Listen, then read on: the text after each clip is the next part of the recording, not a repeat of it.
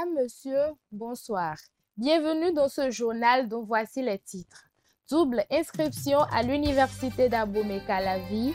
C'est une pratique à laquelle s'adonnent plusieurs étudiants. Ils sont inscrits à la fois dans une école et dans une faculté ou dans deux différentes facultés. Quels sont les avantages et les inconvénients d'une double inscription à l'université? Vous aurez la réponse dans cette édition. Toujours à l'UAC, les plaintes des étudiants sont pires au sujet de leur demande de réclamation d'omission de notes. Notre reporter Mabrouk Abdoulaye va nous raconter dans quelques instants les différentes histoires de quelques étudiants. Et puis, une question du genre dans ce journal, certaines étudiantes de l'UAC sont des responsables d'institutions universitaires. Elles arrivent à concilier études et responsabilités, quoiqu'elles se sentent frustrées. On en parle dans ce journal.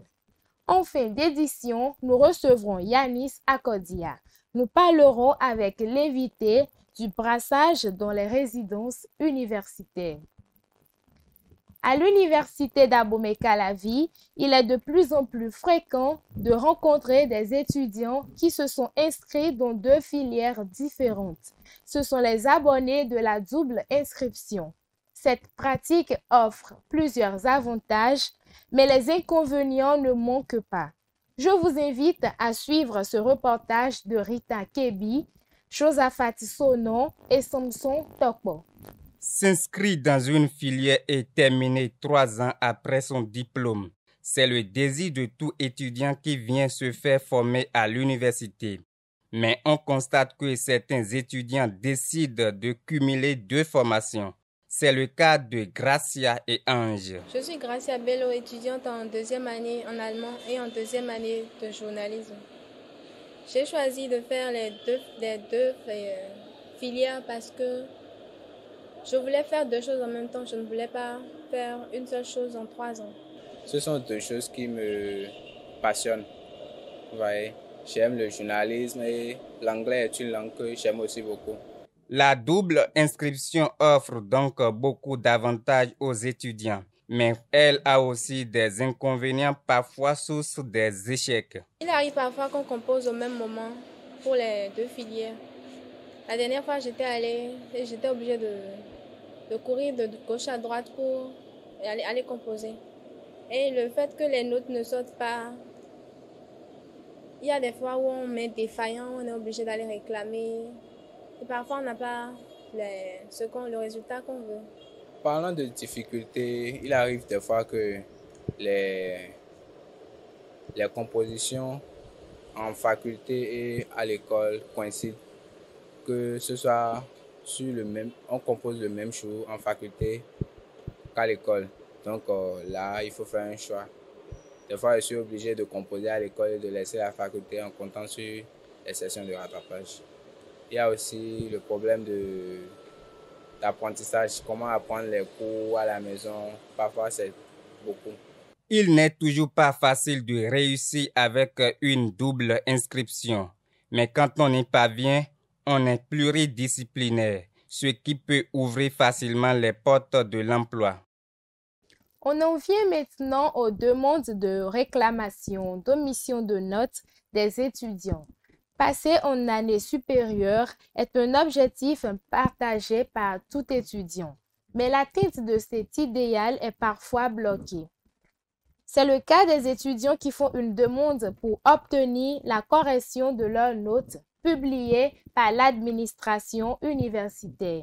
Nos reporters Mabrouk Abdoulaye et Samson Tokbo nous racontent à travers ce reportage les histoires de certains étudiants qui ont eu à faire des réclamations d'omission de notes. Frérot Danon et Lorraine Danra, étudiants respectivement à l'ENSTIC et à la FLAC, ne sont pas satisfaits des résultats publiés par l'administration de leur école et faculté. Frérot s'attendait à une moyenne de 12 pendant que l'administration lui en a attribué 8. Bien qu'étant dans une école, je veux 12 de moyenne et j'ai eu 8.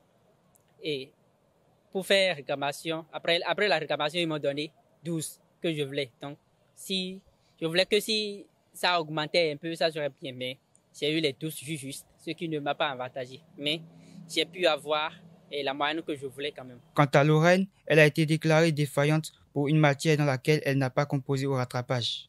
Sa demande de réclamation n'a pourtant pas prospéré. J'ai demandé aux responsables de mon amphi et ils m'ont fait comprendre d'aller voir le chef du département. Je suis allée là-bas, le chef du département me fait comprendre que je ne veux pas payer les 1000 francs, mais de faire une lettre de réclamation d'omission de notes.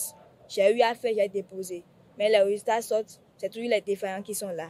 Ça veut dire que je ne suis pas venue composer au niveau des sessions de rattrapage et des sessions normales. Le cas de Lorraine est particulier. Si en temps normal sa réclamation a été faite dans les délais requis, elle devrait avoir gain de cause si l'on en croit les responsables d'entité. S'il y a une omission, s'il y a une erreur matérielle, que ce soit dans le report des notes ou que ce soit dans le dispositif de délibération, dès lors que c'est constaté, l'étudiant qui a formé la requête aura gain de cause. C'est parfois délicat et très difficile de régler certaines demandes de réclamation d'omission de notes. Lorraine, par exemple, a été brimée dans ses droits puisqu'elle n'a jamais eu satisfaction après sa réclamation. De la réclamation de notes des étudiants, parlons à présent des étudiantes responsables d'institutions qui gèrent des hommes avec beaucoup de courage. Vivre en société n'est pas facile. Cela rassemble bien évidemment hommes et femmes dans un même domaine, mais leur attribue également des tâches et responsabilités auxquelles ils doivent bien sûr répondre. De ce fait, quelques étudiantes responsables des institutions universitaires nous racontent leur vie. Comment arrivent-elles à concilier les études avec leur charge de responsable et à gérer les frustrations basées sur le genre? Réponse à toutes ces questions à travers ce reportage de Mathilde Aïmoan et Samson Tokbo. Elles sont nombreuses. Ces étudiantes qui font face aux études tout en gardant à l'esprit leur poste de responsabilité dans une institution universitaire. Julienne est étudiante en 2e année de lettres modernes. Cumulativement, elle est l'actuelle chef desk sciences à Radio Univers. On dit responsable, il faut être le bon exemple, pas seulement dans le travail et autres. Il faut aussi montrer qu'on connaît, qu'on en a dans la tête. Et ça passe par les études, bien évidemment. Moi, de mon côté, j'essaie, parce que c'est la faculté, on a un peu de temps libre. Cela ne voudrait pas dire qu'on laisse les cours ou qu'on privilégie. Mais quand il y a cours, on y va, parce qu'on est responsable. On doit aussi apprendre à ceux qui sont avec nous comment faire le travail. Donc, quand j'ai cours, je suis en cours et je délègue le travail à faire à ceux avec mes collaborateurs. Donc, ils jouent ce rôle très bien. Tout comme Julienne, Pierrette est aussi étudiante. Elle est en 3e année de linguistique. Malgré les travaux de préparation de son mémoire de licence, elle ne manque pas à ses obligations au sein du journal universitaire Le Révélateur. La secrétaire de rédaction joue pleinement sa partition malgré les frustrations basées sur le genre qu'elle accumule au quotidien. Les femmes, pour travailler avec les hommes, il faut se faire aussi homme. Il faut se considérer comme un homme avant de vraiment cohabiter avec eux parce que leur titre ou bien leur supériorité, d'abord naturellement, ne permet pas très souvent à la femme de cohabiter avec eux et de travailler en harmonie, puisque si on a un peu peur, si on est un peu frustré et autres, on n'a souvent pas les mots ou bien le courage de se défendre. Donc, il faut aussi se faire homme. Il faut à des moments donnés prendre des décisions vraiment rigoureuses pour ne pas piétiner ou bien pour ne pas perdre de vue ses objectifs. Ces difficultés n'émoussent guère l'ardeur de ces étudiantes responsables d'institutions.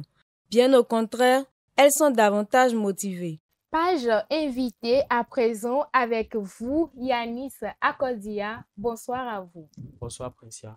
Nous allons échanger sur la question du brassage au sein des résidences universitaires.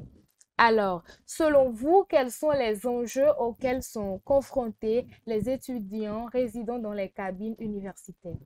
Alors déjà, les étudiants sont répartis dans les cabines de façon aléatoire.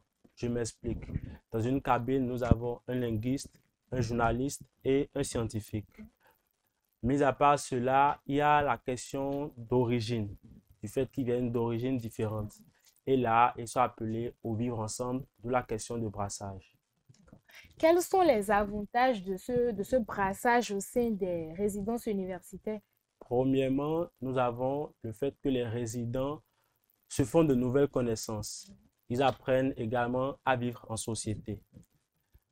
Mis à part cela, nous avons le fait qu'il y a le partage de connaissances, c'est-à-dire le journaliste qui déjà est une personne à la base cultivée et qui s'interroge sur plusieurs domaines, partagera ses connaissances avec son compagnon le scientifique et vice-versa. D'accord. Mais des inconvénients, il y en aura sûrement. Parlez-nous-en, Yanis. Alors déjà, je ne pense pas qu'il y ait de problème à vivre ensemble. Mais il faut souligner que de temps en temps, il y aura de la mésentente, de la malcompréhension entre les compagnons de chambre. Vu qu'ils viennent d'horizons différents, ils n'auront pas forcément les mêmes habitudes de vivre.